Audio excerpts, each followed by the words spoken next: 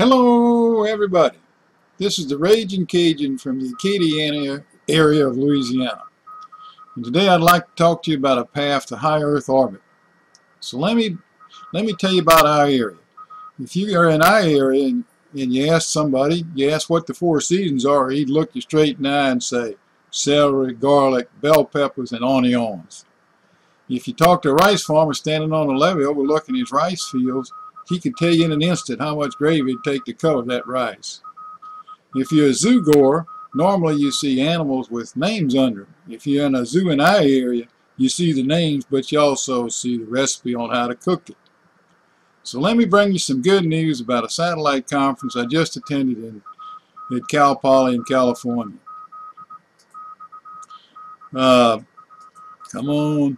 The rides to Leo are now becoming predictable, rather plentiful, and if you're clever, the launch is free, of course with a few government strings.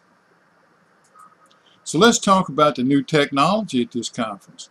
There are two companies out there displaying space buses with deployable solar panels that can produce 50 watts on orbit. Now, what can you do with 50 watts? Well, one thing you can do is you can power ion engines. So if you got some thrusters, we can go from the plentiful low Earth orbits into orbits that are more favorable and to our liking. Also at this conference, we encourage that NASA is coming around to let us fly these rather benign ion engines. And once we get to where we're going, now we got 50 watts to power our transponders. The other promising technology is solar cells. We need to keep an eye on that. So you might ask, what would it cost?